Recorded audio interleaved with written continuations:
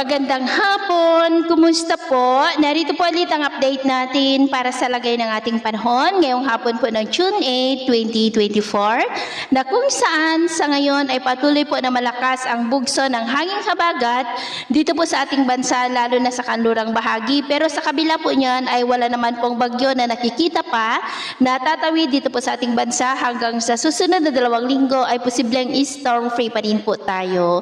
At sa lagay ng ating panahon ngayong hapon ay maulap ang kalangitan with isolated light to heavy rains sa malaking bahagi po ng ating bansa mula po dyan sa may Ilocos Region, Cordillera, Cagayan Valley, ilang bahagi ng Central Luzon, Metro Manila, Calabarzon, Mimaropa, Bicol Region, Panay Island, Negros, Cebu, Bohol, Leyte, Samar Provinces, Zamboanga Peninsula, Northern Mindanao, Caraga, Davao Region at Sorsogon na posibleng magtuloy-tuloy pang mga isolated rains sa ilang bahagi pa ng ating bansa hanggang mamayang gabi, kaya mag-ingat pa rin po tayo sa mga posibleng banta po ng mga pagbaha at pagguho ng lupa.